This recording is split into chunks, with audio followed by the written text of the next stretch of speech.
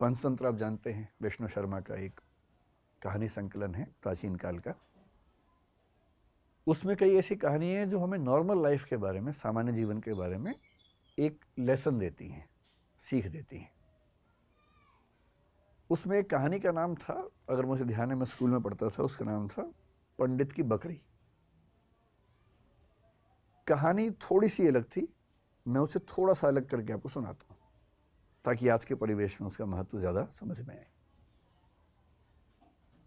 कहानी ये है, मैं फिर बता रहा हूँ, कहानी में बदल के सुना रहा हूँ ताकि बाद में कोई हमला ना करे कि नहीं कहानी तो ये थी, बदल कैसे दी।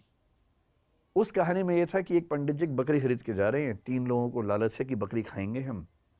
उनको बेवकूफ़ बनाने के लिए एक ने कहा कि कुत्ता कहाँ ले जा रहे हो, एक ने कहा कि आप कौन सा पशु बताया, मेरा 3 पशुओं के नाम बोले कि ये कहाँ ले जा रहे हो, वो कहाँ ले जा रहे हो। उन्हें कन्फ्यूज़न हो गया कि ज़रूर कोई बहुरूपी जानवर है, तो छोड़ के भाग गए। मैं इस कहानी को थोड़ा सा मोल्ड करके सुनाता हूँ कि एक बार एक आदमी एक छोटा सा बछड़ा खरीद के जा रहा था, सुंदर सा, और 3-4 चोरों की नज़र पड़ी।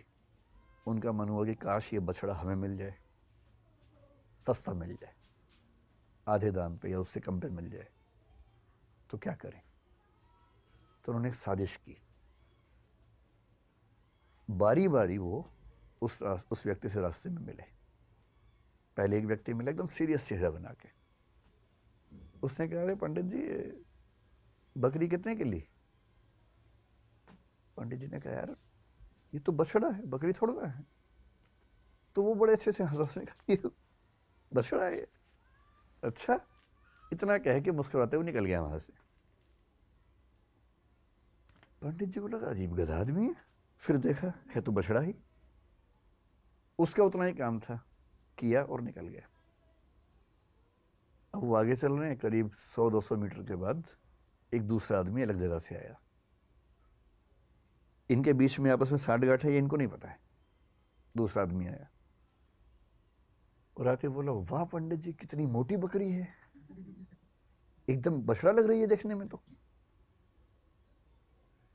अब इसको लगा कि ये तो मामला फंस गया। ध्यान से देखा, बोला नहीं यार, मैं तो बछड़ा ही लाया हूं। बोला वही तो मैं कह रहा हूं, देखने में लग रहा है एकदम, लेकिन है मोटी बकरी। ये कह के वो भी निकल गया। फिर 1 किलोमीटर बाद तीसरा मिला और उसने कहा, पंडित जी बस ऐसी ही बकरी चाहिए मुझे भी, कहाँ मिलेगी ऐसी बकरी। उसने कहा, फिर पंडित ने फिर थोड़ा धमकाते हुए कहा कि यार ये बछड़ा है भाई, लेकिन अब वो दबाव कम बना रहा था, वो खुद दबाव में था।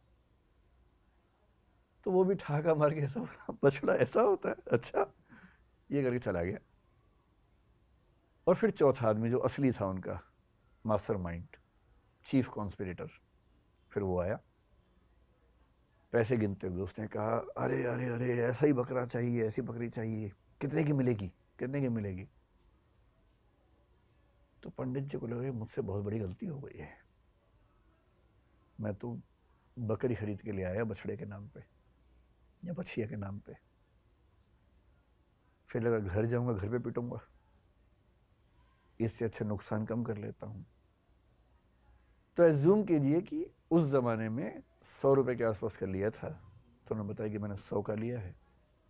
100 का, बकरी तो 20 रुपए की आ जाती है, लेकिन ये इतनी तंदुरुस्त है, अगर आप चाहें तो मैं इसके बदले आपको 40 रुपए दे सकता हूं।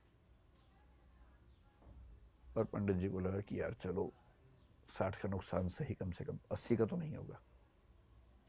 और 40 का उसको दिया और खुश होकर घर लौटे कि बच गया आज तो।